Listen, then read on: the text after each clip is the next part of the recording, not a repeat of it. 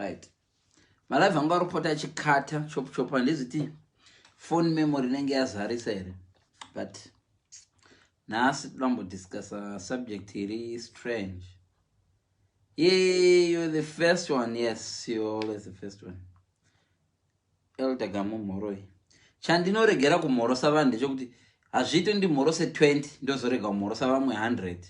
So kana ndatotanga kumorosa azvisi fair kumorosa vamwe vanhu ozorega kumorosa vamwe. Sandongomorosa the first 5. Sakero Mashingaidze na Elder Gamu na Susan who was the first here. Sandotogumira papo ndikazotanga kumorosa ndoita mamwe malive unoona munhu achita 30 minutes achingomorosa vanhu. Kana wadecide kuenda kufuneral yeclient chitoenda kuma clients ese because unozonzo ne favoritism ipolicy dzekubasa, right. Pane nawo one isati yambo discuss over my live ndakamboona wandosangana nawo but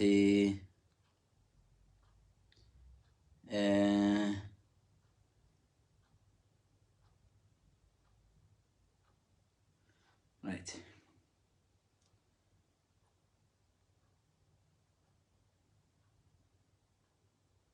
Right.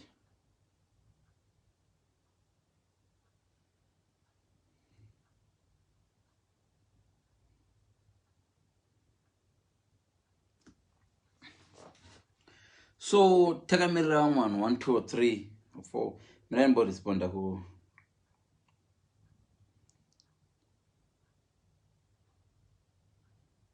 responda kuseruka, right. Sharp. So pane zvinoitika kana tiri kuZimbabwe.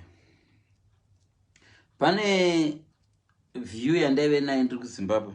Have you ever noticed it sometimes ukatarisa Yaya Toure kana munhu anotamba bhora unoti mana munhu ana musoro uyu kumana denda ndirini Sadio Mane ndaitengera mai vangu mota yakadai ndodai ndaitengera dhedhe vangu chakadai denda mana denda ndiri Peter Ndlovu denda kadai. Do you see munombozvionawo here zvichiitika muupenyu kuti times unoti kumana munhu ana musoro uyu denda ndirini minister uyu maiwi denda kadai. That lifestyle iyoyo even muBhaibheri hamusana mambozvona kuti mamboti humana denda ndiri vana veIsraeri paredisipo pepe ndakangoteerera Mwari ndisinombori ndakaona zvihuta pe takatodla zvihuta vana veIsraeri wakomana hamusana mambozvona unonzi mugono wepwere ndeusinayo asina mwana womukomana madenda ndine mwana ndichinda naye kujim ndichinda nemwana wangu ndichinda naye kokuti nje zvinhu zvese zvaunenge usina unoona senge you'll do better. Why am I giving you this example? Ndo zviri kuitwa nevanhu vazhinji, ndo zvandaitawo ndichiri kuAfrica. Ndikaona munhu ari kuBritain kuti wamana denda ndiri kuUK amana ndaisa kumusha kwangu tara ndigoisa magetsi mugomo makudo agopota achidya nhengeni usiku. Ndo zvaunenge uchifunga. Hands wait for the people to come. When people come they will disturb us. Vanotibatira kumberi because live ichakurumidza kukata was in the pub. I only have few minutes. So you need to tag people who are in Africa right now. You need to tag your relatives or share this video now. Vatengere bundle vatari live because kune zvimwe zvinhu zvavasingaziva vari kumushoko zvavanofanirwa kuziva now. Yeah. Nesuwo tiri kudiaspora kune zvimwe zvinhu zvatinofanirwa kuti tizive about vanhu vari kumusha now. Tisote upenyu hwedu just now. Right now. Saka ndichabata ndikaona time chazobatawo side redu vanhu vari kudiaspora. But ndatinini kune mafeelings anoitwa nevanhu vanenge vari kana una bhudhi vanotamba bhora. Like une family isiri diaspora iwo diaspora. Vanenge vachiti mana panotambira mwedzi unodenda ndiri ndadovaka chibhora napa ndagadzira boho ndatoisa chichi mana bhudhi wangu wamana vana musoro mana denda ndiri bhudhi denda torora varongofo mumind yako unofunga kuti you would do better if you're in someone's situation. Munhu wese ndo zvaari. Have you ever noticed kuti right now then under prime minister ndaisa magadzi nagetsi they pese pane sewage wozoita prime minister ona hapana zvauri kuita zvine musoro uri kuita worse. Let me explain. Inzwaika vanhu vari kumusha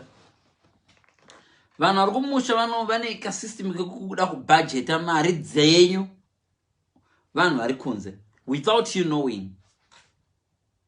What I'm saying ndezvokuti havatombozvitu nemari vanhu vari kumusha, but vanoita zvinhu munhu anokwanisa kutokwereta mari kumusha ndipo zve500 ndozvokupa kana ndapiwa nomunhu ari haasi da kubvunza kuti situation yako yekudiaspora yakamira sei.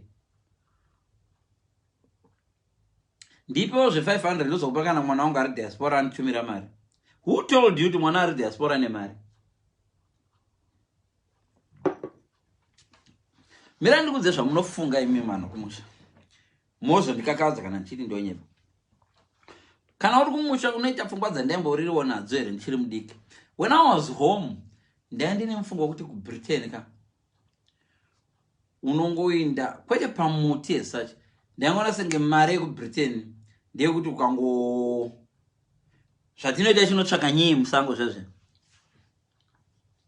Ndaingona kuti kuBritain haushande unongotemha mari mumuti. Noti mumuti esachi. Pana iwo source yemari yekuBritain ka haina kufanana nekumusha. What actually people don't know is that in Britain you have to work. Kumusha pane pamwe paunobhadhagwa usingashande. As nongoti uri teacher. Zvikoro zvakabva uchingobhadhagwa. Kumusha. Handiti? No, Britain haishandisa izvozvo. Britain you work, you get paid for what you work for and in advance. Pay yauri kudla this month ndiye last month. Pay yauri kudla this month ndiye last month. Ukangoita ka disaster ukareka kushanda kana pakangoita kamwe ka gap ipapo unokafila. The only thing ndoda kuudza ndechekuti handidi kukunyebera vanhu vari kuAfrica kuti life in diaspora is bad. No, it's not bad.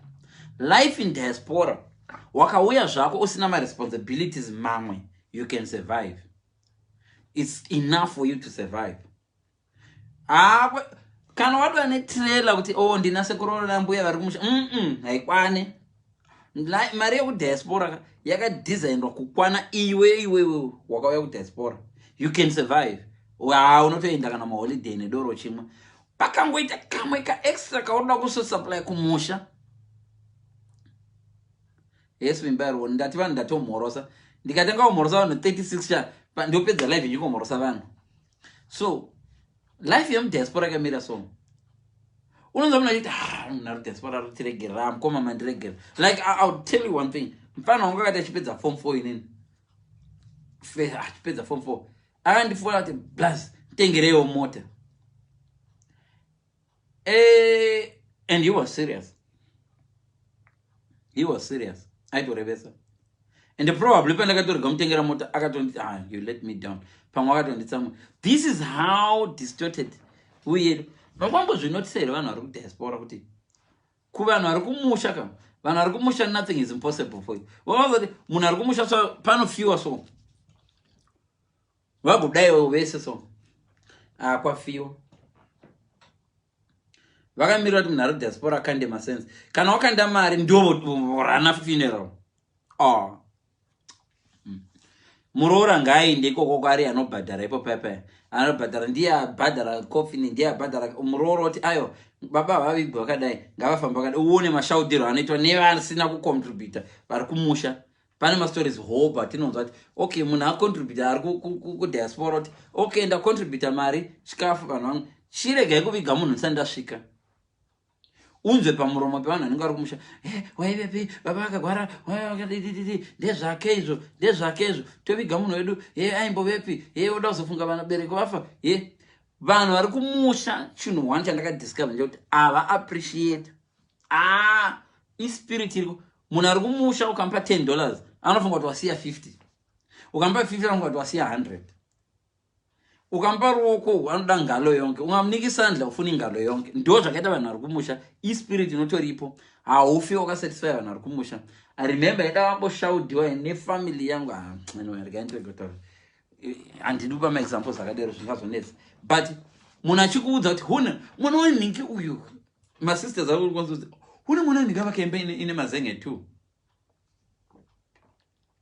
huna neighbor mfana waye akabhasi nombodzidza waye akaenda South Africa waye nemabhasikoro tu so waudza munhu ari ku-UK kuti uchimukompea nemunhu waye nemabhasikoro tu kana uchimukompea nemunhu avaka 2-roomed house paRuseva. I'm not being funny, but pay yepavhiki yemwana, I mean yemwana anenge akuzvarwa muno, well pay yepavhiki chaicha inokwanisa kuvaka 2-roomed inokwanisa kutocontribute by the end of the month munhu akatovaka a 1-room kumaruseva nditi. But munhu ari kumusha manje haazvione seizvo zvokuti okay mwana waye anofanirwa kuenda kuchikoro ane lunch anofanirwa kubhadhara ane chichi lunch yemwana yekuchikoro. Vana vangu lunch vari 2 right now vari kudya 20 pounds per week because hurumende inoti my wages ako ari high so vana vako hava qualify for free meals so ngavazvitsvakire lunch. So lunch yevana vangu inodori more than 20 pounds so 20 pounds kumusha ipei chimwe chikomba chiri kutovaka kumaruseva chatovaka imba yakadonaka zvino but indiri kuitora ichienda kulunch yevana. Hatisi kutaura maweekends because maweekends mwana anogona kuti paweekend daddy can I go out with my friends and utotaura 15 pounds yokubuda nayo. Then mubereki wako kana ari kumusha kana someone ari kumusha kanzwa kuti uri kupa vana 60 pounds to go per weekend. Unonzwa achikudza kuti mari yauri kutambisa iyi mwanangu deno wandipa ndaikuitira zvinhu zvine musoro. Hakuna zvinhu zvine musoro zvavanokuitira ukavapa mari. Inongori nyaya yekuti vanoda kubhajeta mari dzako iwe dzaoda dzokuno but havasi zina lifestyle yakachinja. How many times vanogona kunzwa kuti waenda kuholiday nevana ukatorwa mapictures uri kuPortugal watorwa mapictures uri kuPortugal vamwe vanhu veukama noti irombe uya mwana wayo irombe anopemberereka nenyika achimberi nditongombeya. What they actually don't know kuti diaspora life ukada kuirarama sei life yekumusha unopedzisira dzadambuka. I'm not joking. Vanhu vese muri kuona rarama muno mudiaspora vakada kurarama lifestyle yekumusha kuti tainotina mbudzi nemadhongi vasingaiti life yekudiaspora yakadesignwa kuti unofanira kutora a holiday. Life ukaona uchishanda uri mudiaspora usingatori sometime kana 2 maweekends ekungoenda holiday you're gonna end up mentally ill. You will end up mentally ill. Vanhu vazhinji vari mental ill without knowing. People back home don't understand that it's not a waste of money if your son who is living abroad is taking his family to Turkey for 2 weeks holiday. It's not a waste of money. It's what is needed because we live in a cold country. We always, right now, kunema quarantine. People are very, very lonely here. Sometimes you people are in diaspora. Have you ever had a situation where you find your mouth it's a sign of stress, anxiety. A lot of people are suffering without knowing. And 2 seconds, mama gumburwa, vachenda kutsime, so gumbura onzo mach, ina ndina kuzvaraini. Ozvokwadi ndokukesa mwanangu urundisa chitambura. What you don't know, what you actually don't know, you're putting vana venyu under so much pressure. You find kuti mwana wenyu azofa manje makumuviga kumusha. Mwana anofasina chakaenjoya so are abroad. And a lot of kufa kuri kuita vanhu kunoko. It's actually because of you vanhu vari kumusha, but you don't know. And thank God, some people who are abroad don't know that. Do you know pakaita rofuso vanhu vanobhajeta pay yako kuti tine mwana ari Britain achafona manje matamudza kuti vatete vake vashaika. You just assume. Do you actually know kuti abroad vanhu vanokwereta mari? Kwete kumabhengi. Vanokwereta mari kumabhengi igopera. Vagokwereta shamwari dzavo vagotanga kuhwanda shamwari dzavo. Kuno abroad zvikuitika. Do you know why vanhu vari kuno vachirambana kusvika kurambana vachivengana vachidivorce? You actually saying, hey, kune maspirits. No, I disagree. Vanhu vari kudivorce kuno sometimes because of the pressures from back home. Okay, munhu aroora. Munhu akafirwa namai vake nababa vake. Handiti? Uri kuroora munhu akafirwa namai vake nababa vake. and she's working, she's earning more than you. I can't blame anybody. So she's 35. And now she's earning probably 8,000 more than the husband. And asingatomboendi kubasa zviri bo, but anoda kuzviti musoro wemusha ndine musoro wemba because I'm a man, but he's not earning enough. Urunza, he's not earning more than uyonerera sina hama. And therefore this is what he does. Sorry, anotora pay yomukadzi wake uyo yaenda kwavatete kwamainini kwasekuru.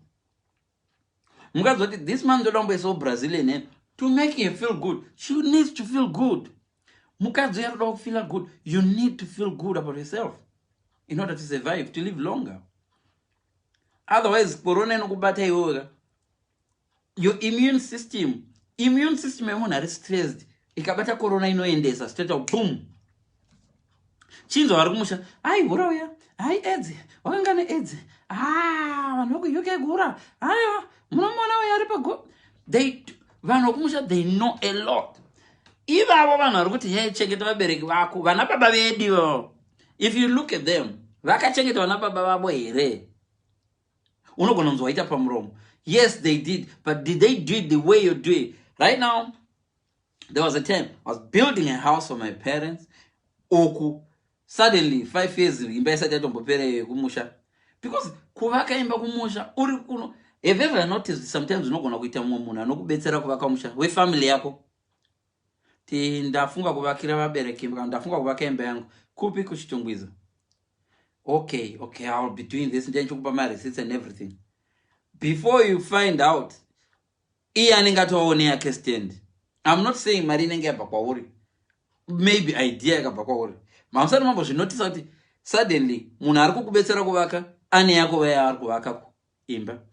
Atoone yake ari kuvaka. And trust me, yake chatanga kupera before yako. Your diaspora. And it's kuti anenge achiba kwako. No. Ndingoda ngokupa my examples. Zvinhu zvandongo observe. Zvinhu zvaunokwanisa kungoobserve. But imba yebhuti vangu yakatozopera kutangira yangu kana. Yes, yangu yanga iri hombe zvayo. But bhuti vangu ane musoro kumana. Vakatotangira munhu ari Britain kupedza imba yavo. We don't know. Maybe vanoenda kumadhiri kwavanenge vachitenga cement kweke kuti ndikatenga cement masaga 500. Unondipere 3 mamwe free. Ndokupa 3 free. Wotenga 500. Wotora 3 free vonovaka kuimba yavo iyayi. Havasi kukubira, but vari kutora benefits ekutenga kwavari kuita kwako vachiisa kuimba yavo. I'm just giving an example. I'm not ndisuda kupezanisa. Ndoda ngozama kuratidza kuti vanhu vari kumusha vazhinji vanofunga kuti deva vari musituation yatiri abroad, they will do better than us. They fail to understand. No, it's not like that. Unonza kuti haumana denda kaita footballer sapita ndlovu, denda kaitenga chitima nemabhazi handiti. But tokuisa iwo pasituation yapita ndlovu yacho notongoona uchitozoita worse than him anyway. Vanhu vanogona kubudgeta mari dzisiri dzavo. That one I've noticed. Kaudaona munhu anogona kubudgeta munhu, even friend yako chaiche. Unonza munhu anouya kwawo kudza kuti shamari, mari yaro kumadore iyi ukaseva uri kutenga mapants mangani per omudza 20 ari kuita mari $10.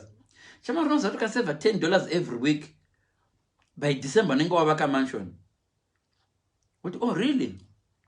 Kwa unomwa doro here? Mubvunzei munhu ari kukudza iwe unomwa doro? Handimwi. Saka uri kuseva ma 10 pounds andiri kumwa doro ini, iwe uri kumaseva here. Saka pana December tichakuonawo nemansion. Iye haana mansion. But iye haana mansion, but ari kudza kuti shamari unoziva kuti ukarega kusvita folder, ma $5 vari kusvita folder every week aya. Ukabatanza kutenga cement ukavaka imba inotyisa. Ora iwe zvausingasmoki, usingaiti zvandiri kuita habit iyoyi. Tione mansion yawakavaka kumusha. Hana. But situation now is different. This is what people are good at. Vafundisi yavo chaunonzwa kuti dzidzai kubudgeta. Unoziva kuti chiri kuchikoro. Taidzidziswa needs nemachichichi, these are needs, these are. Uchiwana ma 69%, 80% kuratidza kuti unoziva zvema needs nema wants. But right now uri kuvata asi une weave inodhura kudarika pamba. Ivo vabereki vedu chavo sometimes ukavapa pocket money, 5,000 pounds. Unogona kuona vaisa fence inodhura kudarika pamusha. Kana kuona vatenga mbedha we 9,000 muimba iri worth $1. Hazvichapindirani mudhara. Mbedha wamuri kuisa utombokwani padhoo apa. Hazvipindirani wakazembera madziro mbedha wakutovhuniwa nemba. Zvinhu zvazvi. But hapana anombogara pasi ofunga kuti zvinomeka sense here izvi. Kuti inini ndiri worth $, ndoisa weave ye 15 million. Uri kuisa musoro $, wakuisa weave ye Brazilian ye 150,000 musoro $. Nenge kutadza vanhu vari mhiriyo. So hanzi pamwe mari yaunowana neanowana dzakasiyana. No. How many times yaunowana dzimwe nguva munhu so achita singagoni kuzvichengeta so. Nogona aiwo mari yako inongoperera kuhembe. Undati perere kupi? Kana zviro zvinomuita kuti afeel good. Okay. Vanhu vari kumuchaunza achiti mwana wevamwe. Let me tell you. Kune zvakawanda zvinoitika ku-UK. Vamwe vana vari kuuya chitotora maloni kuno. Vachitodisappear nemaloni so. Woya wotenga rori kumusha. Woda kukombeya mwana wenyu akaenda Britain nemwana akauya akaita chikiribidi chake pamwe akadoita zvake kamwe anoita fraud. Vamwana vane zvipo. Umwe vanongoita lucky adana nechimbuya chaakuda kufa. Chimbuya chiya chomusira mazimari. Vamwe vanotoita fraud. Vanobira mbuya kune varungu vanenge vachitochema atobiro. I'm not disputing kune vamwe vanoita zvine musoro. But let me tell you something. Vamwe vana munodoona ipapa. Muchiti vane musoro. Hamuzivi source of income yacho. Process yavanenge vaenda through. Plus matangiro anosiyana. Ini kana ndakabva kumaruzevha. Ndine vabereki vaya kumaruzevha. Vanodependa on me. Haningi navangu vese vanodependa on me. Nyangwe ndikaena 5,000. You can't compare me nemwana wokwa Chikowore. Kana kuti mwana ndoda pa example yema friends angu ari pano pa Facebook. Kana mwana wokwa Mnangagwa. Ane vabereki vakagara vachidori ne level. Vana sekuru vangu inini vakadosiyana. Kuna sekuru vangu vangagara vachidori nemba mutauni. Vane dzimba kuna na Queen's Park. Kwe vana sekuru vedu vanga vasino dzimba maybe vave nedzimba kumaruzevha. Saka paunotanga kuya ku-UK uri kudevelopa. Zvakafanana munhu ari kuita relay. Kuna mwana anotangira kukona uko. Mwachitangira kumberi uko. Ari kumberi uko atoita sengado akumberi already. But kwaanonotenderana nako vanopedzisira vaenzana. Life is not as fair as that. Kuna mwana anotanga ari kumberi uko. Life. Odoramba ari kumberi ikoko. Iwo chiripa on your marks. Iyado kumanya kudonopedza rese. What am I trying to say? Ndezvoti vabereki vanokangamwa ivo level ravakatangira vakakutanga uri. Mwanzo. Wakauya kuBritain vabereki vako vari vasina kana ngoro. Vasina kana imba. Vasina kana shangu. Voda kukukompea nemwana akauya kuBritain vabereki vake vachidori nemota already. Mota 3 vachigara kumayadi already. Vanga vachidori nedzimba 3 mutown. Dzokuti even pakaita uvi vane mari yekutora rent. Vabereki vako vanotanga but mwana wanhingi akauya kuBritain manje. Iko zvino akadotenga rori. Yengone minute vamubereki. Manga muchizviziva here kuti paakaenda kuBritain vabereki vake vanga vasingadepende so much on her than imimi zvamunoita on me. Do you ever think about it? Hang on a minute. Maybe level randakasira mwana wangu. Level randakasira mwana wangu. Inini ndi ndofanga kublema. You should blame yourself as a parent. Hang on a minute. Then mwana wangu pakaenda Britain. Ndakanga ndiri higher class. Then ava kupi right now. Hamuzifunge izvozvo. Murada kumurudza chete. Alright. Wotarisa kuti ivo vabereki vacho vakamurudza vana baba vavo here. Sungwa baba vacho vakatofasina kana shango. Vachiveza mpinyi. Ivo vabereki vako vachitoshanda vamwe vaitoshanda. Uri kuona? But voda kuti ivo ugone kuchengeta ivo. Ivo vakagona kuchengeta vavo. Or vasina kuita enough to look after themselves. Antoine. So inini kana ndakadai so nganditarise level rangu ndonoti baba vangu vaifamba nebhasikoro ndakazovatengera mota. Ndoexpecta wangu mwana kuti achanditengeri mota because mota ndo yanga iri level yamudhara wangu. Mudhara wangu vo vakatengera baba wavo bhasikoro ndiyanga iri level nengoro yanga iri level yavo. But inini manje level rangu ndauda kuti mwana wangu achinitengera ndege because tiri kuenda chidai unless zvakudzika zvidzoka pasi. Hatizvitarise izvozvo. Nokuti mwana wangu ari Britain irombe anomadoro. Mudada mweshi. If that's what will make him feel better. Because kuno kune stress kuno. Unaona, do you know what kuno? Any ukaona munhu kuno kuchita ma savings and darika 15,000. Usina chimwe chitsotsi chawaita. Ku UK. Unofanga wandisheka. Life yoku UK yakasetwa zvakanaka. You can survive and you can live a good life and rambe. But ukona waita ma extra savings anokwanisa kusvika ma 15,000. Pane sacrifice unenge wadoita inokanganisa either your mental kana your lifestyle kana kuti wajamba text waroba waita chimwe chitsotsi pameti dzako pane chawa andinombonide kubvunza was even uchiena 4,000 pounds a month lifestyle especially ku UK inokuequalizer so bedroom tax unonzwanza kwaunogara kumayadhu unless waroena mariyo kana vachigara kumaloku council house of which I doubt. Ukangoda ngoti kaniboti kamortgage mbijana do kwaunenge uchigara zvino levelana sudden unongoona mari yaunokwanisa kuseva iri 800 per month unless ndakaita zvandakaita ndiri kugara panapa ndoita imba yangu iri cheap ndobva ndasangana naSusan andori anoena 4,000 ndobva naSusan yakugara neniwa hana vana Susan obva atanga kugara neni asingabhadhari rent mari yese yanga achibhadhara rent kuLondon 1,900 yakuenda kusavings ukadero wadoibhita system bwere kuti but mari yedu yawanda ngatimbotsvaka kumwe kunoti dhurei kunoendera nelevel redu woenda kune level rako motanga kupeya rent kuna mwana anopeya rent inoenza nepay yomunhu anorarama pandogara muLondon vanhu vari muLondon vanopeya 1,800 rent vamwe vacho vamwe vacho vanopeya 1,500 rent iyo iri pay yomwe munhu anoshandira council kuno iyoyo achidopeya rent yake 500 mucouncil house achitosurvive ipapo mai vake vanenge vachida another 600 kumusha every month or more mombe yazowira madhaka saka pandiwa mushonga plus chipatara kwazoni zvokuti ende mari yachona sometimes inotorwa vana mai unenge wapa vana mai vako so vana sisi vako masiblings vamwe vacho vakatoroorwa vakutoziva timetable yako yekutumira mari ari pamurume wake ipapo murume wake anati iwe kuti vako vari kuBritain vasati vatumira mama wake ndaunokumbira mari kauna mai vako tofane jarashuwa munhu akaroogwa so vamwe vanhu vari kukuroora ikoko kumusha uko vari kukuroora only because mune hama dziri diaspora. Do you know kuti munhu anokuroorera izvozvo vana vazvisi munhu ari kumusha ikoko murume wako uyo wafunga anokudawo akakuroorera kuti nehama dziri Britain with the hope that one day achakwidziwa ndege kuenda Britain. Munozviziva hamuzviziva mungapepuka one day.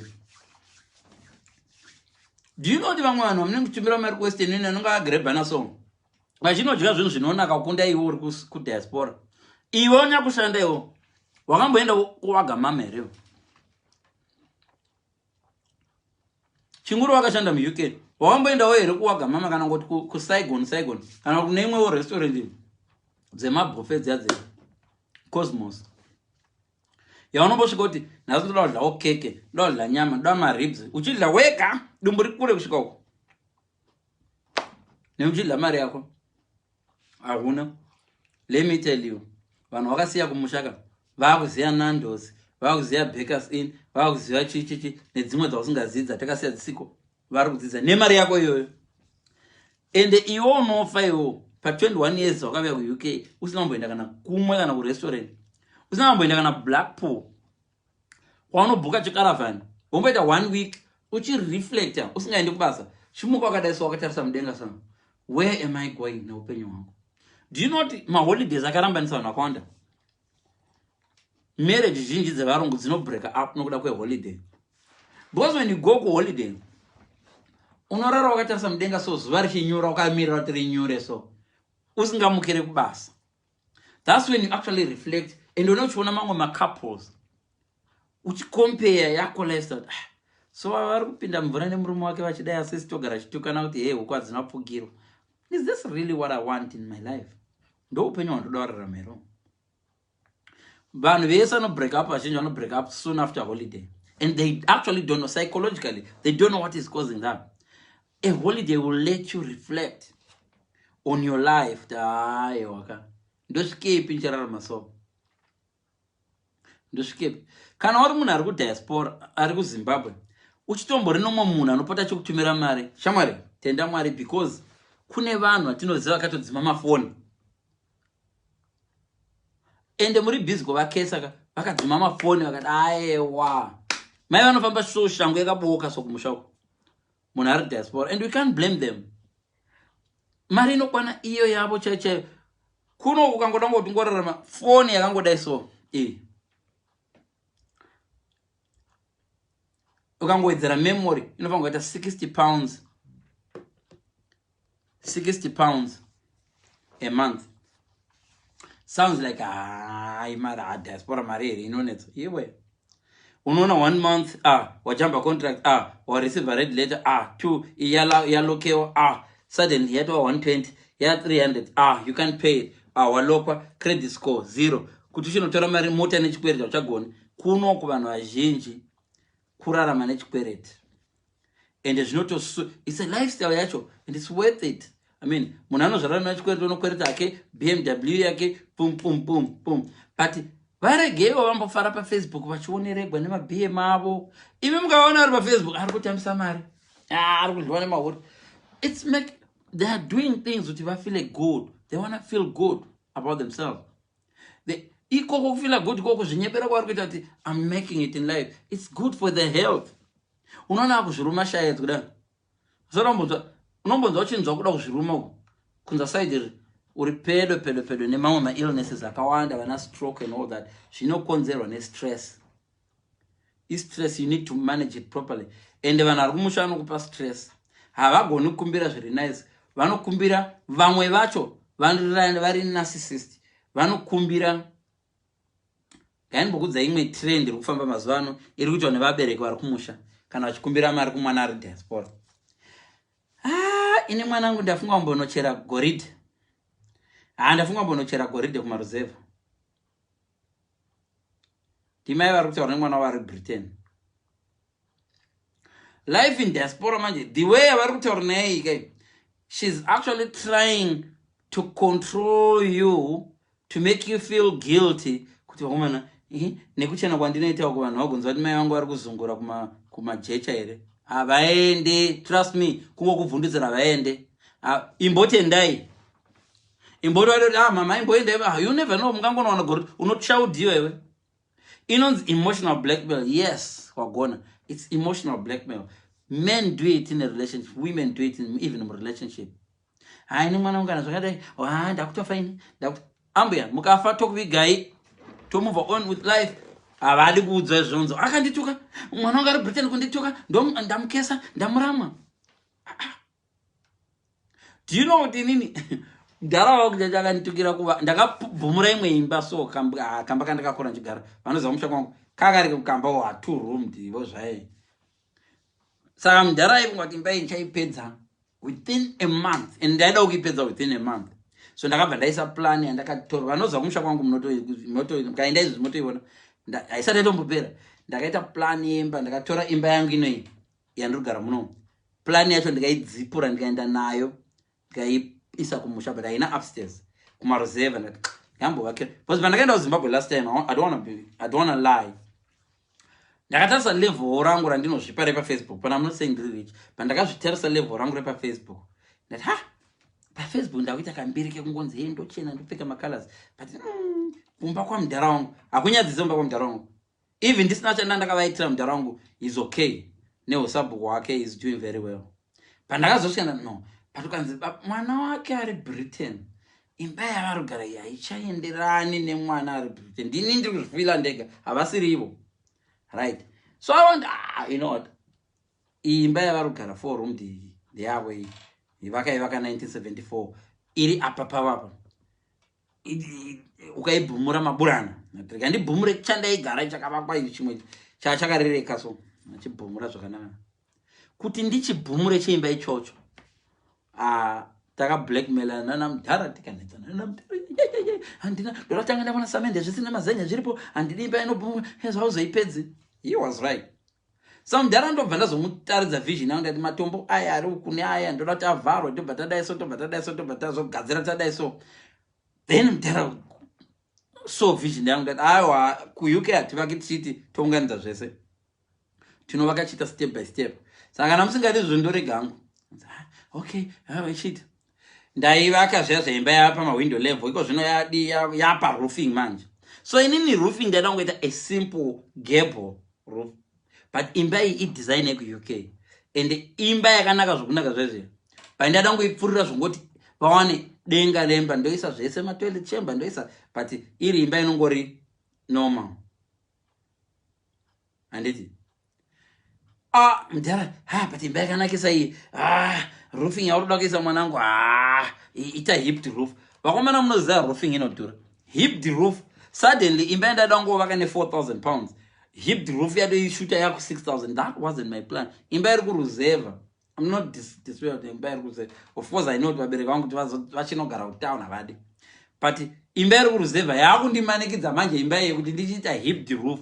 Hipped roof iri kosta 2,900 pounds because yakadai ukuitwa yakadai and ndikaona ndikaisa mapuranga kwedu kune mijuru kumusha no ndaita simbi ndakuvaudza kuti budget yandandinayo haichapindirani kuti imba ichipera this month mudhara hazvichapindirani imba yakuchopera kunana November iwe mudhara hazvinzwisisi achuza hibrufu ndi mudhara denga ichiitwa gable yakatopera kudhara because gable kungowaridza zvikanzi imba yako iyi yakanyanyonakisa mwanangu positivity imba iyi yakanyanyonakisa mwanangu, but kuipfurira negable hawonti unenge waidzikisira imba iyi. This design ndeyeku UK chichichi saka chiita wadii kuita iri hipped. Ivo mumind mavanoziva ndine mari havasati vaiona vanongoziva mwana wangu ane mari. Izvo kuzoti Leon wanoda kumbodya nezvifeve wanoda kumboti hure kana chi. I'm just giving you an example handisi ndo zvandoita, but zivai kuti mwana nebudget yake kurarama. Vanhu vari ku UK vari ku Africa vanofunga kuti munhu kana auya ku Britain anenge ane mari yeview mirror akadai so anenge kumusha kwawakabva kodi wanzungu musha kwawakabva hatina mari yeview mirror yekuti kumusha kwawakabva podi wachibhorani kumusha no it doesn't work like that. It's only a favor kuona mwana ari ku Britain achitira vabereki anything chero 20 pounds yacho. I'll tell you why. Mubhaibheri chamuchama handisana kuona vhesi inoti chengetai vabereki venyu. Mubhaibheri chamu I read the Bible. Handisana kuona vhesi inoti chengetai vabereki venyu. Let me correct you there vanhu. Handisana ndambosangana nevhesi inoti chengetai vabereki venyu. But ndakaona vhesi inoti kudza mai vako nababa vako. Kukudza yes. Kukudza if any ndakadona vhesi dzaiti Abraham tiza unogara kure kunzvimbo yandichakuratidza kure nevabereki vako. Abraham Bhaibheri rinototi vaviri vachava nyama imwe chete vachaenda. Hatina pata kumuza kuti vanodzoka chizokupai pocket money, but we are doing it. You need to appreciate zvatiri kukuitirai. Nesu vanhu vari abroad ngatibalancei life. Tikanga takuenjoyawo kuno tisakangana vabereki vedu kumusha. Tisanyanya kuzovakangana zvekuti vanobva vashayiwa shangu. Hazvienderani munhu ari Britain maiwe bhashayiwa shangu. But ivo vanhu vari kumusha regai kuwesta mukatumirwa mari yeshangu motenga nzungu kuti mugosekesa vana ari Britain. Vana kuti mwana onai matamburiro andinoita ndine mwana akadodzidza teacher lecturer nemasters. Mari dziri kuuya vabereki vashandisa zvavanoda, vamwe vachitoenda gambling, vamwe vachitonomwa doro chaiko chaiko. Kune vabereki vamwe vanodozopedzisira umwisiwa poison kumadoro vachidada ndine mwana ari kuBritain, ndine mwana ari kuBritain. Inini munondiona here bhachi rangu iri. Mabhachi haana kuti adhure. Tinoawana chero mucharity shop. Malebo chaiwo. Sutu dzamunofarira dzana mudhara dzemabhega aiwa ku UK dzowanikwa mucharity shop futi. Dzisinombopfekwa $10, $5. Yes, unogona kuona a nice suit. Zviri zvomutendo musatityira. But problem ndoda kuudza vabereki ndekuti don't take it for granted kuti havana vangu vane mari. Kutotuka vanhu papa aiwa zvemusandijairira inini wandinyima $2 here. Mwana wangu anokwanisa kuzvitenga zvese zvinodi. Yes, we can do it. But don't put pressure pavana vari kuUK. Vamwe vacho vane mhuri. Unoziva vane vana vavo vanododawo zvinhu. Vana vanotanga kuvenga sekuru nambuya vari kumusha so. Kusandika chinzo. Vana vangu, I don't have money. I'm sending money back home. Your granddad needs this. Vana vanopedzisira votovenga granddad vasati vamboona. Nekuti vari kuona zvinhu hazvisi kubalansa because of that. Mama, we going on holiday. No. Your granddad's mother died. Your granddad's what? And ukaona zvinhu zvita vabereki vacho ivavawo. Vanotora hama dzimwe dzekure dzichiuya chigariswa ipapo. Ndiri kuchengeta vana vevazukuru, vana nevazukuru nevakazodididi havasi kuafoda zvokuti vanovonga nesuku. Vachita vana Mother Teresa. There's nothing wrong with that. But musaita nebudget yevana vari abroad. The reason being, vakadona vakafa vana vari abroad ivava. Gap racho hamuzorigoni. Mwana yewana munovimba naye ari Britain akafa. Munofa nestress. Because you're so many parents, even vanonamata chaiwo, even vafundisi, they are having more faith kuvana than Mwari. I've got faith mwana wangu anonditengera izvo. I've got faith. No, have faith in God. Namatai kuna Mwari. Wedzerai vana vangu ma-ideas kwavari koko. Vawedzereiwo mari kwavari koko. Kwete vamwe venyu makutonamata vana venyu. Zvokuti Mwari akatozotsamwa. Because Mwari ane jealous ka. Have faith in God. Mwari baba, mune nzira yenyu yamunayo kublessa vana vangu. Mwana ari Britain. Murangaridzewo aziwo anditumirawo mari. Kwete kuti maane faith yekutoti ndine mwana ari Britain. Musi wanokunyima imotoita chigumbu chakutokesa mwana wenyu. Emotional blackmail yakaipa. Nzopa ukanonoka kuvaka imba ndinofa ndisina kuigara. Tara. Kana mafa tokuvigai. Handisi Mwari. Handiti. But vanoshandisa izvo. Ndonochera goridhe mugwizi chaimu. Ndoenda neshangu dzakadoboka. It's emotional blackmail. Mwana otanga kurara achinokwereta mari. Kaizipewo mari mai vangu. She's really struggling. But hacharevi kuti mai vatoda unochera mapugwe. Ndakutonosakurira. Unozwa mai vane mwana ari Britain so achiti ndakutofunga kumbonosakurira. Ndoda unosakurira munda yevanhu hangu ndichibhadhako. Are you really? Jongwe rimwe ramuri kugwirana nemaneighbor randokwanisa kutenga ndikakutumirai £50 munotenga machongwe 90. Musha wese ukazara machongwe. Rinoitwa highlight zvekuti unoswera uri pastress mwana ugotadza kushanda musha ugoita heart problem. Mai vangu, are you okay? Is mom okay? Bomborega kuansa phone. Ndinawanepi handina kana battery. Ndakazoti vachita yeye inonzi emotional blackmail kuvana vavari mhiri kwamakumbo. Vanhu vari kumusha inzwaika. Kana uchitombooneka mwana wakanomupota kachiurangarira. Trust me. Tenda Mwari. Nekuti kune vana vanogona kungodzima foni kurova. Vangane vataiga vachiti akarovera hwenera, akarovera kudhara chiri vana vadiki. Anenge ainda mwana. Emotional blackmail zvakazouya nokuda kwema-mobile phone. Dzimwe nguva so mwana anenge achida kuenda kudate. Endogona kuda kunetsa vana ari kuno kwasina roorwa. Mwanangu ucharoorwa rini? Ikoko Britain shuwa washayiwa kana mko. Unomuwana ipi mukomana iye achibva kushift. Kugeza kuti agadzirawo bra yake achididididi ari mushopu muprimark achida kubatsvakawo bra inoburitsa mazamo kuti amire kudai aende for a date. Hello, ndakutonochera goridhe. Ndina mari. Mwanangu, kana ndatopa ende kana ndafosa kuya kuguva kwangu. Uchindinyima marude. Mari yangaida atenge zvimadress nechiminiskirt ate date agorovogwawo asangane chifidzo muyi. Also chifidzo. I can't come now. Something happened. Uyo mukomana uti ndimi muri kustressa mwana wenyu tasaroho. Anoroorwa sei asina kugadzikana? Because relationship inoda munhu akadzikama. Relationship inoda kuti ugadzikane paanapa. Bonde charo harinakidze. Ukanzwa murume achinzi hanzi, thank God my mom is not like that. Yeah, but maybe your mom is not like that, but your siblings are like that. And this kuti vana mai ndo zvakaita. Ndikupa example. unogona kungoona mai vasingadai, but maybe mai vemurume wako ndo zvavari kumuita, murume wako haakuudze zvake, but ndo zvavari kumuita. Iko zvinongochengeta muroore. Ende dzimwe nguva havatarisi kuti okay, kwavakaroora ikoko vava vari well up. Sei ndakaenda kumba ndakaona vane nice house, chichichi imari dzemwana wangu. Hakuna munhu anofungira kuti mari dzemwana wake dziri kudliwa senge vanhu vane hama dziri diaspora. Maiwi, ukatuma munhu ne50 kuti kana wasvika kuairport upe vatete vangu, ukasvika nebhutsu nyowani vanokutarisa so vatete vacho. Mumwe mavanoda kungati izvezvi pamwe bhutsu dzatenga idzi akatenga nemari yanga abatiswa tavo ndi ndisanambona zvakadero. Hakuna munhu anofunga kuti vanhu vari kumudyira mari, hama dzake dziri kudyirwa mari senge vanhu vari kuAfrica.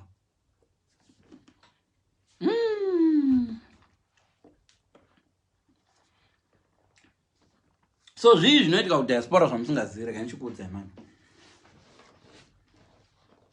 Hama dzinodiwa, diaspora kunoshandwa, diaspora kunofiwa. Vanhu vakabva musha vari happily married, so vanoita mwachipinda zvaita masvosve kumusha zvazvo, mwachipinda. Both vanhu bani mwana mucheche one anofanirwa kubabysita, umwe achienda kubasa, umwe achidzoka 9 till 5 makuseni, umwe aroita 9 till 8 dzamakuseni manheru 9 p.m. Saka iwo 9 till 5 uchidzoka, kana uri munhu anoenda kugym unongori ne1 hour yekuona mukadzi wako. Wozoona chihure chakazara munomu. Chinotadza nei? Muri kugara mese asi makaguma kuonana, mungoonana Sunday. Vamwe vacho vanotoshanda Sunday kuchechi kwacho, hamuchaendi mese. Sunday yacho munoonana muchibva kuchechi, moti hatimboita mameeting ekuchechi anengagare pano nekoko hour 15 hours. An appointment, I've not been seeing you in church, I need to speak to you as a couple. Wait wa queue, so makamira mkiu, makamira wana pastor one mkiu. Mozoenda umbana 6 p.m. Vana venyu chao hamsana mamboenda navo kana kumbonodya out. Hamsana mamboenda nevana venyu kumbonodya out. Hanzi gym futi gym, because munhu wacho naye hana time yekuexercise, ari kungoshanda 9 to 5. Akarega kuita gym dumbu rikakurisa orangwa. Mukadzi wacho akarega kuita gym orangwa futi. Akaenda kugym kwacho akanoona vamwe vari nani akapiwa attention iko. Unoiwana pingo yekupa munhu attention uchingoshanda 9 to 5. Paholiday munopiwa maholiday, umwe anotora holiday iri different kune umwe. Chihure chingapera pakadero. Uona mukadzi wako anotora holiday inoenderana nechikomba chake, iwe wakutora holiday inoenderana nesmall house yako. Kuchitora holiday mese mumboenda kuSpain ko mumbonogara pasi mumbodiscuss kuti wakomana, where are we going? Hapana. So on that day munogona kuti paina mshokuti musvike muchimbundikirana iboponero kuti ndakasuka nezuro wandaona ndakabudisa dzimwe nguva mamwe marume achona hana musoro futi, zirume racho rinongoya roenda paXbox. Xbox anotora umwe mukadzi. Guys, ukaona kuti dane murume anotamba Xbox anotora umwe mukadzi, gym anotora imwewo girlfriend, but Xbox west. Munhu anogona kubva kubasa so agotadza kuburitsa nyama inobikwa usiku ihwo, kungoburitsa mufreezer kuisa mukadzi agopedza na 7:30 agopedza na 8 agoya defrosta nyama, achidefrosta nyama agodzisa uko achinogeza, achipedza geza achibudzwa achitisa mwana homework, baba ari pa Xbox. Phone yakabako ndepi bolato tomwira kupiko pa weekend. Okay. Mukadzi hi, I'm back. No doubt. Panjo, hey baby, are you back? Stop your uchidzima phone. No. Girls, ukaona murume anodzima phone yake so kana kuti anostopa kupoza game yake Xbox for you. Chengetedza murume. Varume Xbox anotaura newa ichiinda negame yake so. Really? Unless asuspecta kuti chihure choga akafunga kuti unomuri ndakanzwa achinzwa kaonekwa nani pause. Uri kundihurira kaiwe ndo zvega zvino.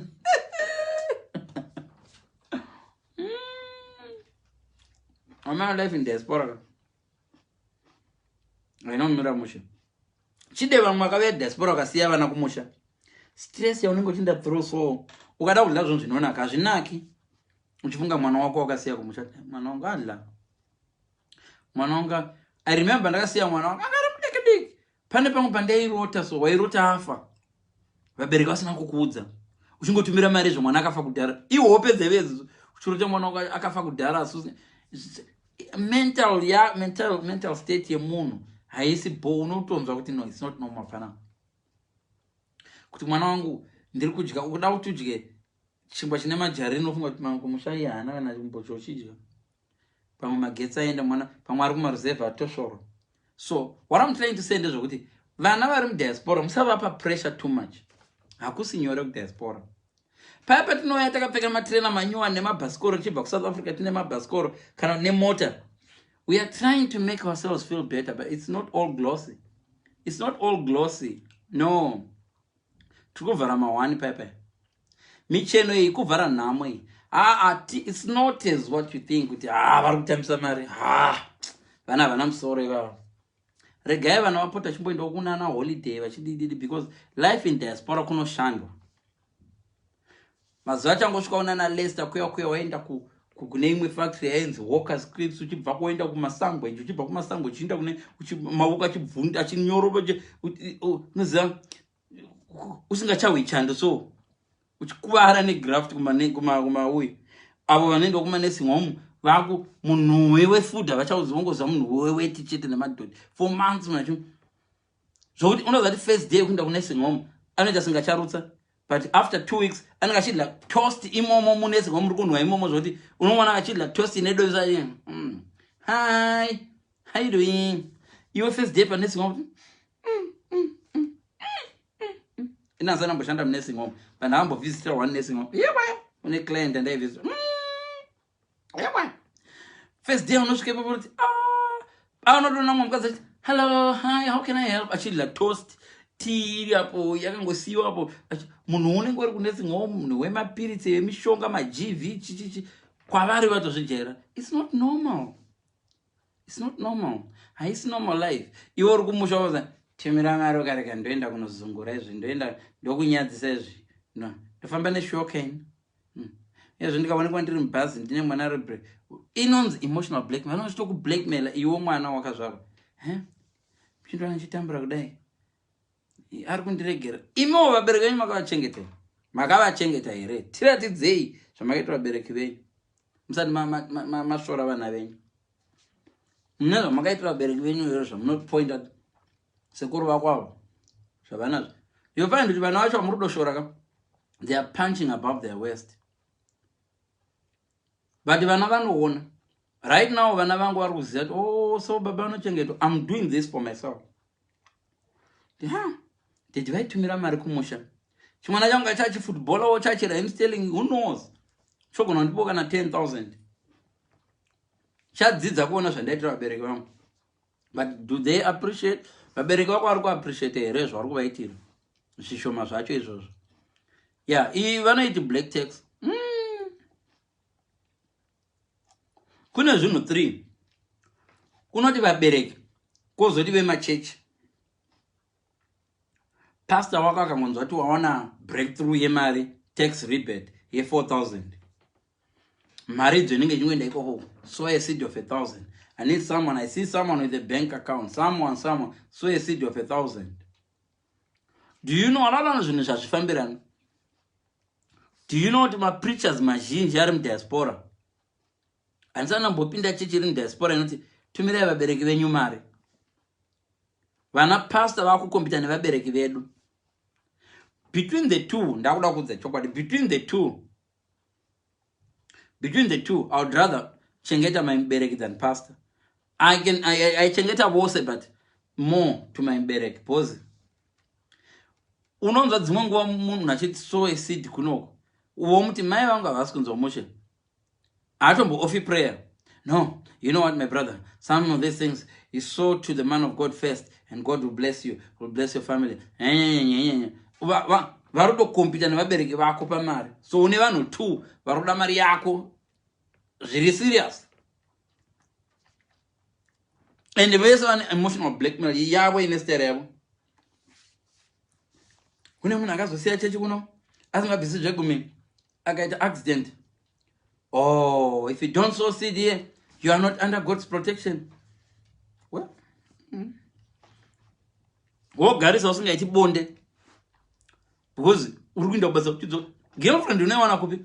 Magirlfriends ari muchechi machona ari busy kutarisa kunze. Touch not the anointed. Yes, Christians touch not the anointed. Worota uchiita bonde because wagarisa pfungwa dzebonde unadzo but hauna baby. Worota uchiita bonde kuti rega ndiudze mufundisi. Oh, spiritual husband. You need to sow a seed. Psalm 96 verse 45. Saka isa 96 pounds 45 cents. Kumadi with $9 60 45p whatever. Say hands 96 pounds. Nai pastor. Say hands 960 nokuti mapisa rema 96. Urukona. But ichakurotesa we psychologically.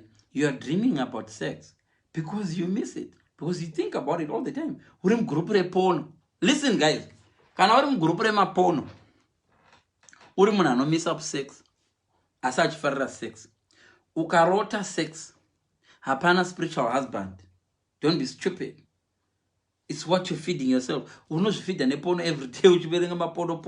You will watch a porno 6. Uri horota uchipiro. What is spiritual husband? Don't be stupid. Uri kurota zunzo wakwera uchibona.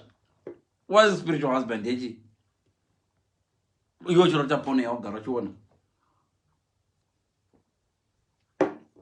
Are you telling me really good to say you are not believer to a spiritual husband? Is teaching you not to name a group 15 a WhatsApp 15 groups in a porno in my 2 seconds you watch 20 a day. What is the papa with phone sets next Ghana go South Africa?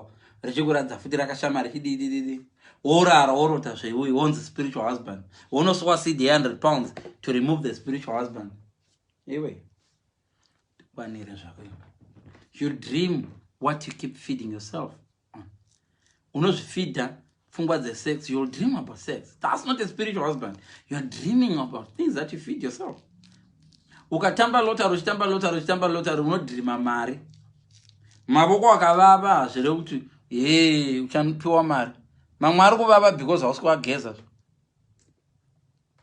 How do I go 15 days number geza maoko? Also, I'm gonna have money. No. Blood circulation movie runo baba power dira. So don't be fooled. But what I'm trying to say is what people in Africa and people who are here don't understand the situation in Africa. Marriage amurku tumira is guys. Half the time as the shandas amurku tumira zitwe. Your mom is very close to your little sisters, is very close to your aunties, is very close to her own mom. So sometimes you can send £1,000. Maiva akova gotaza kana shansa $2 of it. Imweshto bwana tete who's got a gambling problem. Don't go next week. Don't go next month. Mama we. Matumiro mare Britain. Don't be mare kuchigai. Don't be mare chingba. Within 3 weeks your mom doesn't have money. Next week again you send money. She's giving that brother of yours akaro orasna maria. Do you know some of these people wakatovarorera? And guess what? They will be the first people who are going to right.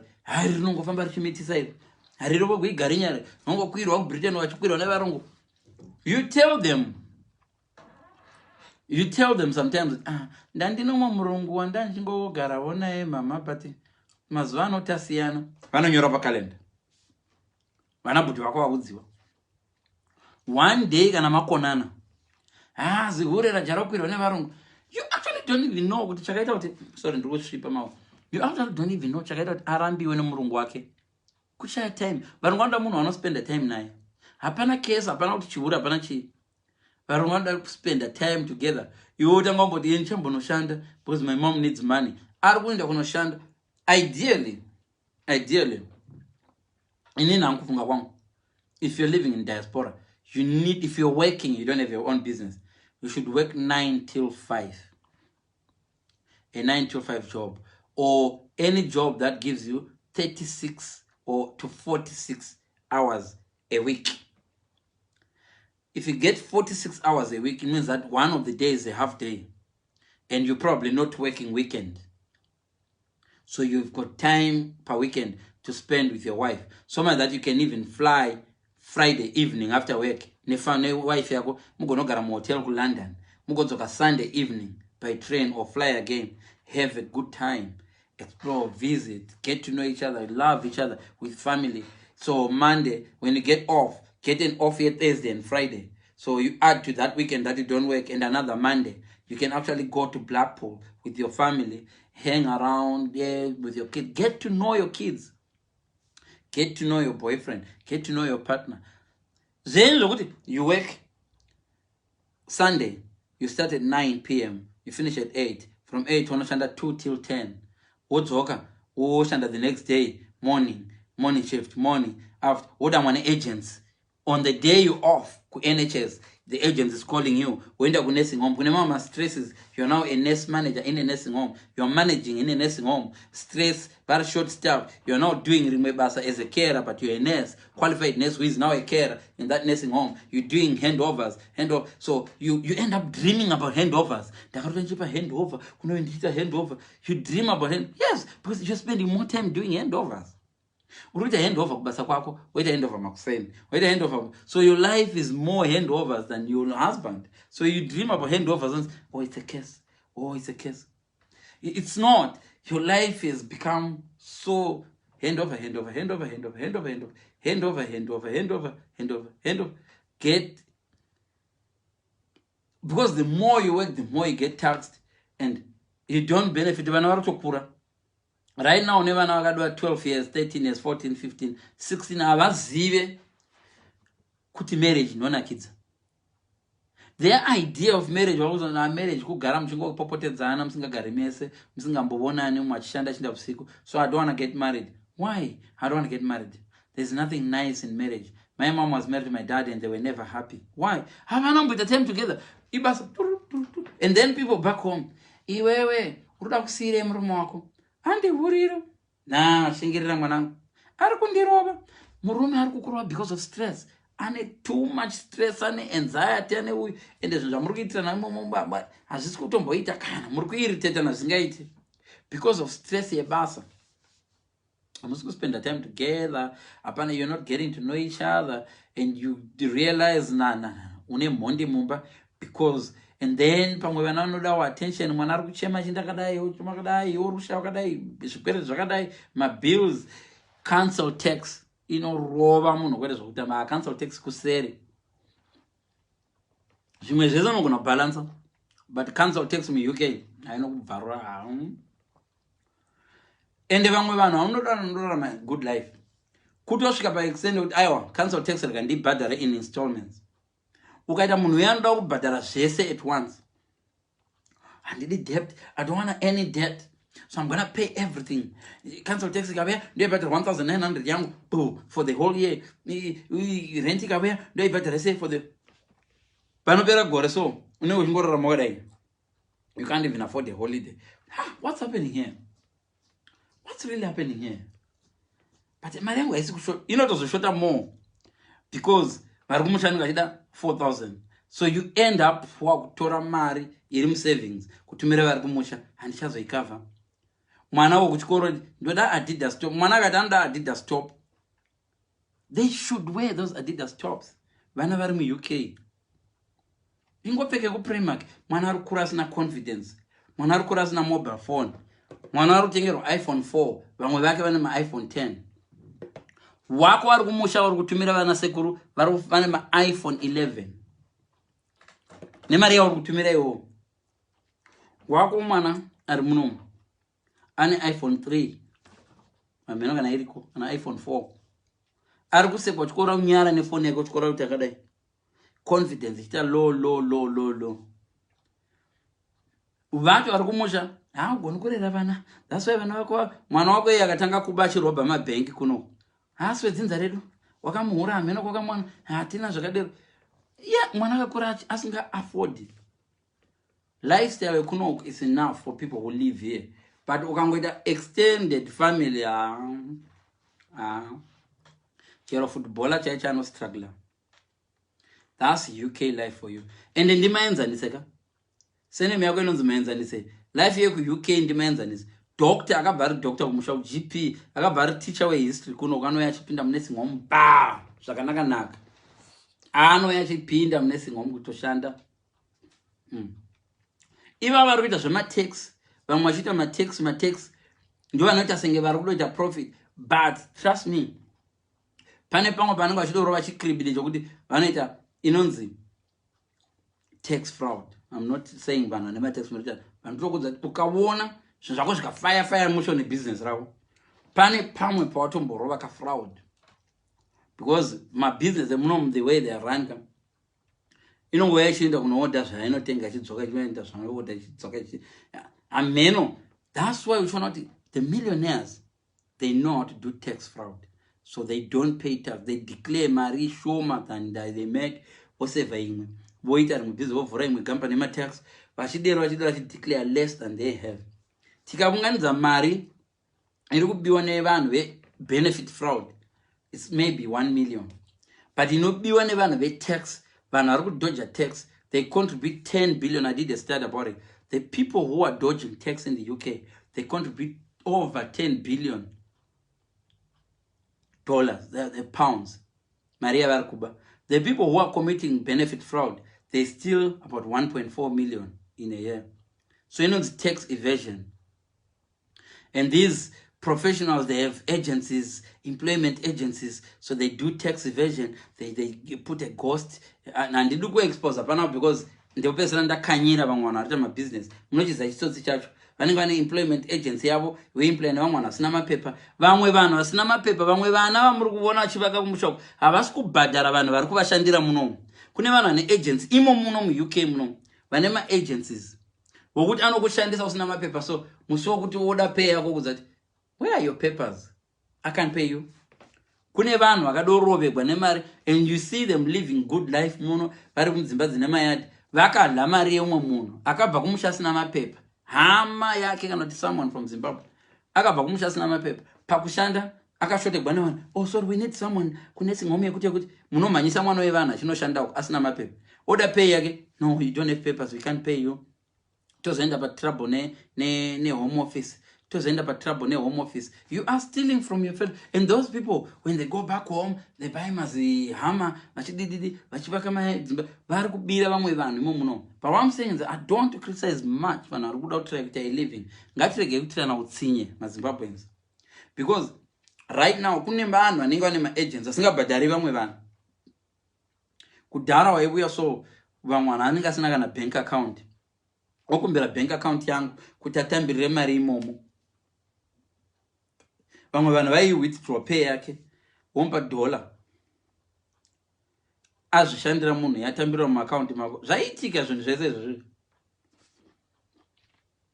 Vabereki vari kumushandisa mwana wangu ane musoro, onai zvakandivakira nemari dzechitsotsi.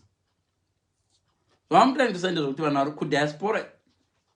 Life is not as close as you say. We show you what we want to show you.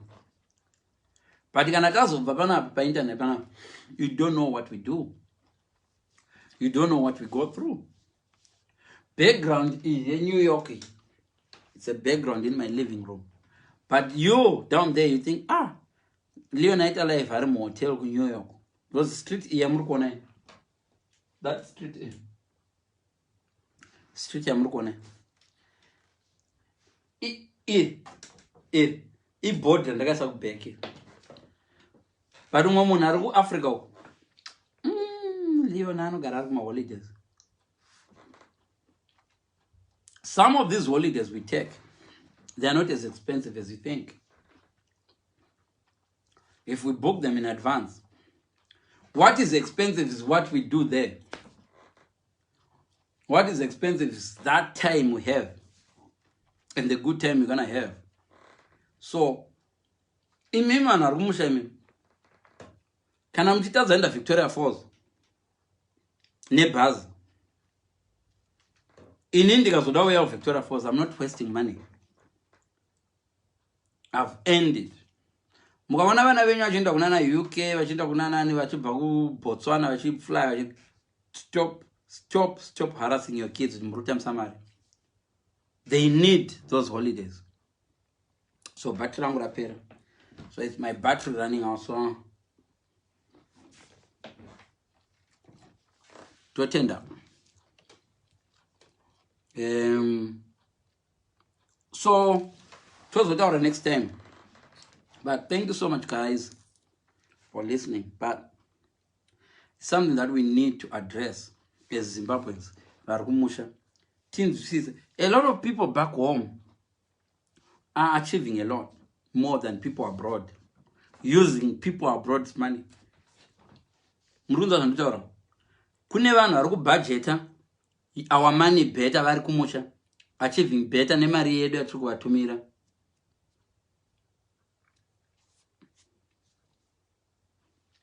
And eva vanhu ivavo 5 years down the road vanenge vachikudza kuti hauna musoro iwewo uri balance wakatadza kuita zvine musoro uri kubritain iwe nemari yako yavanenge vachiudza. Yes, family members, yes, they can, trust me, they will be telling you wakagara South Africa chawakavaya nacho chibhara zvaro iwe utarisaona imba yavo yakanaka zvokuti pane masofa. What you actually don't know is that mari yako yawatovatumira, they are so good at budgeting mari dzevamwe yavo chaiva havagoni kuibhajeta, and they are so good at acting as victims. Izvezvi mai vari kugara makangogara kudiaspora iko indii ndinosara ndende ndichivasakurira mai ndii ndinovacherera mvura yegesi mambo vatumira kana mari yefood mambo vatumira mai voti handisi kukwanisa kuenda kuwestern union mwanangu chinda anonditorerawo kuwestern. Okay mama ndipe password, upiwa password. Vachisvika kuwestern union, mama pamari yenyu ndatotora 45 saka ndongokupai $10. Ndezvenyu nemwana wenyu muchamuudza because ina handingangogara ndichikuchengeta avakona. I actually helped mom. Ndakaenda kuHarare. You don't even know that you actually paid for kuenda Harare kwachona anaenda mahara because atora mari yacho. Unoziva kuti ndakaenda kuHarare nemari yangu. Yanga iri mari yako. Are you sure? Zvauri kuti vai zvakuri kunzi collect vanhu paWestern Union mama wasati vaiona. Mama, this is happening. So I can't do this. Vana vangu vandiona mwana wangu adzingwa kuchikoro. Vanoendesa vana vavo kuma private school. Vasingashandi kumusha. Uchibhadhara iwe usingaziye through your mom and dad. Your mom and dad vanogara vakadaso watumira mwanangu handei kuwestern union tinoitora vopiwa $20. Boom, kuzvizukuru zvako zviri kunana dhadhaya uri kuzvibhadharira mari usingazive. Wako mwana ari muno machiti akakumbira tengerewo iPhone uchiramba munowesta mimi. Vana vesister yako vari kumusha uko yakadorogwa futi nomwe murume ari kudoiabhiza achihurira futi achido kutaura futi achiti aiwa ari kustupid ari kuBritain ukakuona zvavanokuita ari kuchengeta vana vake nemari yako iwe yauri kutumira mai vako vasingaidye futi panhamo. So unosvika so mai vako uchiona pa guys kana uri kuno kuabroad, what I want you to do chandinokuudza, don't give your parents money, especially kuti I want to give you money to buy a bed. No. Buy a bed and deliver it. From now on, funza vabereki vako zvavanoda. Deliver, even ukadelivery grocery, sugar chaicha inobuda ichienda seri kumwana ari kuloja. But in bed, buy your parents, like right now, right? Vabereki vanofanira kungodza kuti tatumwa nabuilder kuti tiradzope pekuvaka. Ndepapa ruda vakwaimba. Ndipai mari dzangu. Have you ever heard kuti vabereki kana uchivaka kumusha ndati ngaita ngeve kwandiri ndivabhadhara inini. Vana kutsvakira builder kuruzeva asingagoni kuvaka, agovaka madakanaka. Agovakopesera kuti zvimba zvakandivakira. Ivo ndovakatsvaka builder asingagoni kuvaka. Just pay somebody. Wotsvaga one anomonitor kuti zvinhu zvavari kutaura kuti zvaitwa here. Zvekupa vabereki mari izvi inenge ichitogwa chipowa mukwasha. I'm telling you. Wakamboligwa mari nomukwasha. Unoligwa mari nomukwasha here. Agokuseka futi wacho akatidza kuti hai wavo wakatadza kugara pamurumeyo. Isu vakadzi vari single imimi vari kuabroad. Ukanzwa munhu ari kudla mari dzako achikuti mvana so unoti nai mwari wangu. Iye achidla mari dzako so. So this is my advice. Ukaenda kumusha uri mudiaspora, imbonotarira panorara mai vako nababa vako. Guguzadai. Are you saying, I'm happy? If you feel happy, praise God. vana mai venyu unozopa mumwe parikubata vari kubata panokwana bhodhi chete havashanduki wonzo manje musana wangu ndaenda kwadoctor problem hakusi kusakura kusakura inotori good exercise for hair problem is pavari kuvata havatengi mbedha do you know kuti kumusha unonzoma mai achitaura kuti mbedha kuwesta mari tenga mbedha kuwesta mari wahamba zvinhu zvati kumusha ndikatenga mbedha shuwa ndichitadza kutenga rice hausati wambozvinzwa kuti vanhu vari kumusha zvimwe zvinhu zvatinoti manecessities kunoko kwavari vanhu vachiti kuwesta mari ndingaenda shuwa kunoitwa x-ray yecancer indisingagwari ndipe mari zvangu ndizvitengerei haiwa nditotenga zvangu ipwa ndidle kwavari zvinhu zvehealth vanoda kuenda kuhealth kana gumbo razvimba kwavari ndokunonzi kusawesta mari havazive kuplana in advance kuna na UK right now vari kuplana zvinhu muna next July but kumusha there is no hurry in Africa Christmas ichiri kure 2 months kuno ku UK vakatopedza Christmas takado like right now takatoziva kuti Christmas yakapostpone this year hakuna Christmas tiri kutoziva kuti Christmas kuno zvakavharana mashops anogona kunge tiri palockdown takutozviziva imimi kokomimiona paChristmas changonotenga madozen rechingwa chichi kuno takutoziva kuti aiwa Christmas yegore rino zvadovharana kana tavatenga something paChristmas totaimira next year zvegore rino zvavharana nekuda kwecorona right now panews parototaura kuti this Christmas ma1 varoplana 6 months in advance but kuAfrica munhu anomuka makusensa asingatozivi nhasi Thursday achitoti next Thursday ndoda ndinhasi okay hande guys ndasingatozivi nhasi Thursday that's why Africans they said there is no hurry in Africa whereas here in the UK they say time is money vanhu veBMW they already have an idea what car they're gonna do in 2050 they already know panenge panika flying car here kuti motikari yacho inenge ichida itsosengamba pero ne isusu tiri kugadzira ngoro ya 2030 kana president now 2030 ndenge ndichipomboti nopenga uyu but you don't know that people in the UK are planning 2060 kuAfrica wakaplana 2030 ndinenge ndichipo pamunenge bo do difference yeupenyu kana une 36 years uchinyenga munhu ari kuAfrica ne 36 African ane 36 years anoti I've got plenty of time ndinokwanisa kuzvara vamwe vana 35 13 no handokwanisa kuzvara mwana 4 you don't have plenty of time before you find out you're 41 ndovanzona munhu ane 41 ndaida kuzvara but ndongotsvaka nongondimitisa zvino ndotoita mweche wozona at 44 you're still trying kuwana mwana wokutanga asi waiverengera uchingoti I've got plenty of time musikana ane 29 years akasvitarisa garo so I can do better than this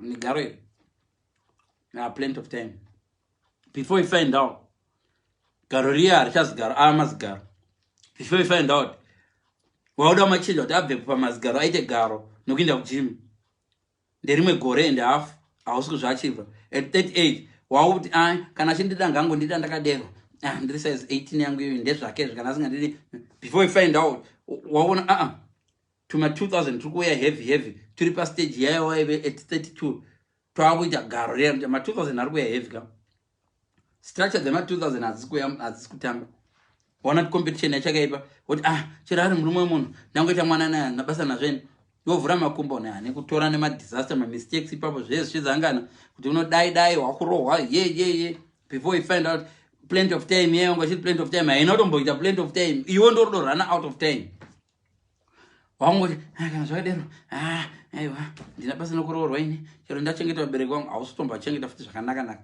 because iwo havachakutochengeteki vabereki vacho havachengeteki vari kuita zvatibureva zvokuti vari kuda kungokuvictimiza emotional blackmail havasi kunyatsoziva kumanaja mari dzavo and havasi kugona kumanaja yako yavari kuvatumira iwe uri kutotadza kumanaja yako uri kutadza kumanaja futi your own life so ngatidzidzei ipapo guys life in diaspora is not easy so kana wafungaitira vabereki vako something kuvaisira fence tsvaka kambani inoisa fence woibhadhara half uchimanejwa nemunhu ari kumusha don't give vabereki mari kuti endai motenga pent listen guys vabereki venyu vamwe pavanovigwa asina kana underwear asi wakavatumira mari nemande indai motenga underwear. And I want to kusina size yangu saka ndangodla mari ndichazotenga next time.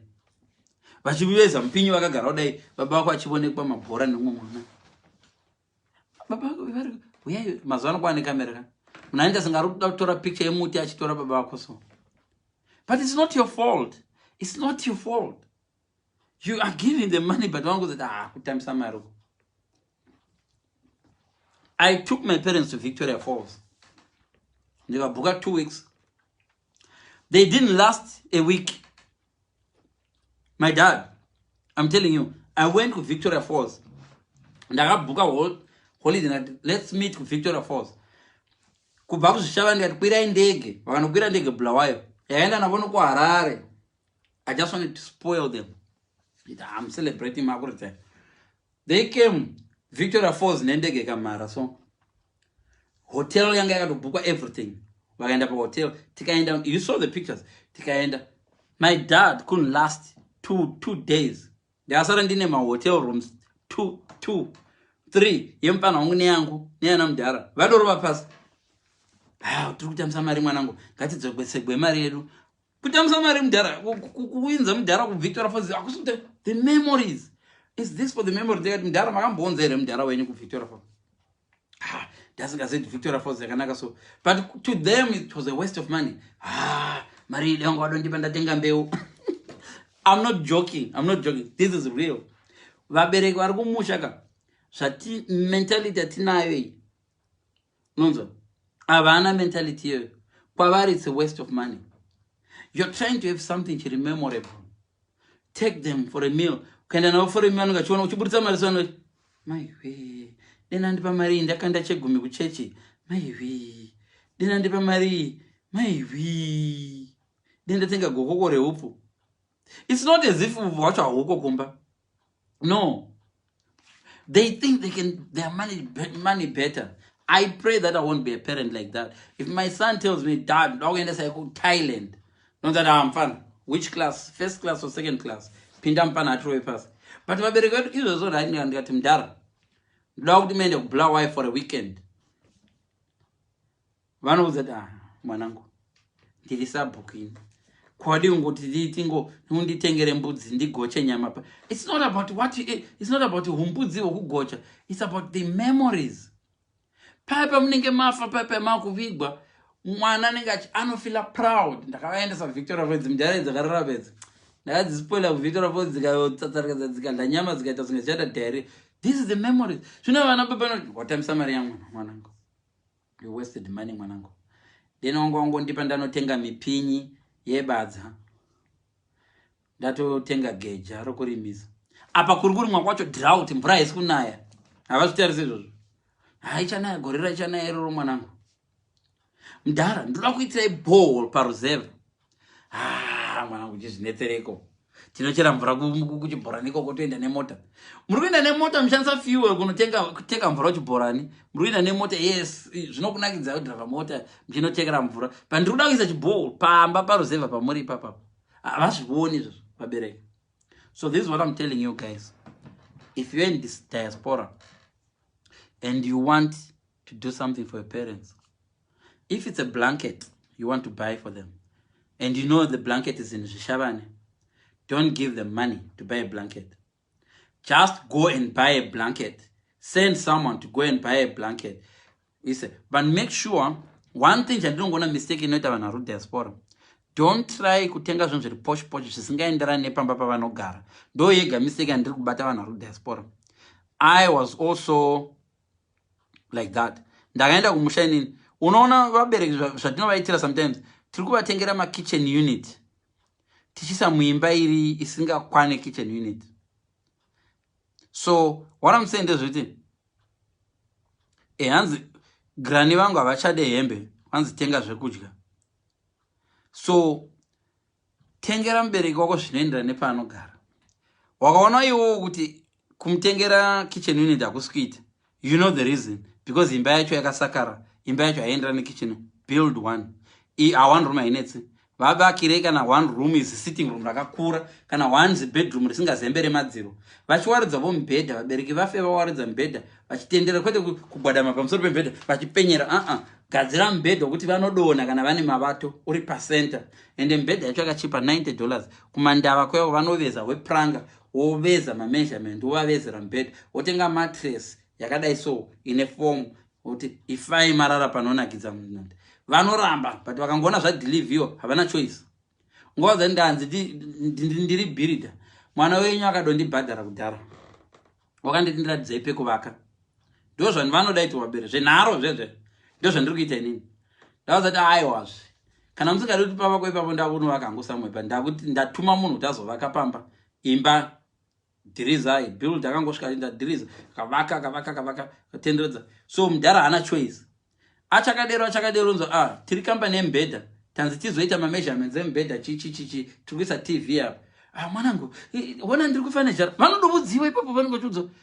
mwana yo haana musoro ndiri kufanejara zvino matv ndodla tv ndo zvandakudziwa mukwasha ambwe baba ndo zvandakudziwa taura henyu nemwana wenyu because ukavapa even mari yekuti chibikirai mabhiridha mabhiridha ziwe inoshota so mari yekutengera mabhiridha inoshota so ukitengerai mabhiridha maheu anoshota maheu asi aripo. This is what I'm saying, guys. So diaspora life is easy. Let's approach life tichinyazoziya reality riko kumusha uko kuti ndo zvatiri kutangwa kumusha uko. Kana une girlfriend yako iri kumusha uchitumira Western Union same thing. Iri winda yakagrab also ne boyfriend yayo so yekumusha.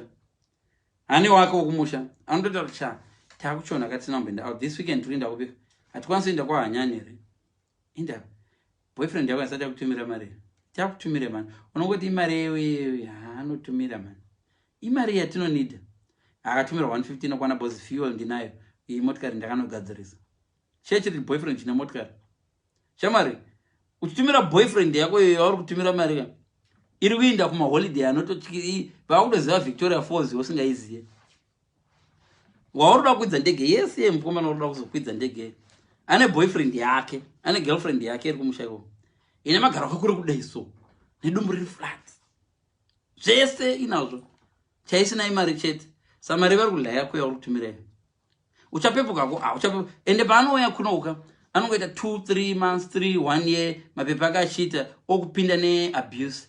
You are abusive. Yeah, ndakaabuswa. Ochema zvakaita vana nhingi vavo kuchema obhanzi mapepa ake ndi check him after a year uchaona kune kamwe kamunhu kari kukwira ndege kachibva kumusha ikako futi kari kukwira ndege kachibva kumusha kanenge neimwe futi boyfriend yakanenge yafana kumbotemesa iwauya kuno uchigara newe bozi akanga ngoraramika akakumirira mateksi anenge achiteksiwa but kanenge achitemwawo kana zvikangonakidza kachiuya kuita same thing it's a cycle. So paunenge uchiti 46 years unotozoona kuti dai wakagara pamurume wako kutanga wakada achibva zviri nani wamukwidza ndege ava kuti abuse uya move on akunza mukadzi wake wemashuwa manje waidla Western Union naye makazenge mubura muri anokuudza kuti zvimari zvakutaka zvila putseke ende hakuna zvaunomuita. So thank you so much guys. Ngatipote chimutsana pano pamalive tisangopopota tichipopoterana tichivhurana maziso so tichivhurana mweya tichiona kuti tikuinda nekupi but vabereki ngavarege emotional blackmail. Mwanangu ndakuti unochera goridhe mwanangu ndotofane unondiona ndakavara mwezuva ndikafasa ndichema handidi ndafa ndisina dhuku chichichi muri kukesa vana venyu nezvinhu zvisina nebasa rese. Thank you so much guys. Mondibata ku YouTube was my live anga ndota panapa ndoatumira ku YouTube kana ndoama ndeta ku YouTube. So kana musinga follow page rangu munzi hand Leon Mapira ndo page rangu uko kangoti pa hand Leon Mapira ndo na page rangu ndine mama groups as well nonzi chinotimba nonzi hand Leon's hot topics rine about 34,500 people rimwe rine 27,000 ka page kangu kachiri kukura kane a couple of thousands, I mean 1,000 something handizi. But we hope pamwe rimwe ramakora andi delete my life. Mungo sanganaona rimwe gore zvozo make sense rimwe kuti kule hivi baba ndakaiona mama wangu asati wafa maiwi ko ndakadikiona. Ka ndakaiona sandabirwa mari ndakaiona sandakwidza muface wangu. Chichi. So thank you so much guys. Very single, good luck here. Very married, good luck. Vari kuchengeta vabereki kumusha, good luck. And vasinganzwisisi diaspora pamuchauya muchazoona zvandikutaura ndizvo. Kunofiwa komana. Sichide kunana Dubai kunoshandwa. Kuri kushandwa komana. Vanhu vari kushanda. Kuna zvana live. Imuri weekend kuchechi vanenge vachiri pagraft. So pakai nhama dzadiwa. Good night. Not good night. Good evening. Bye bye.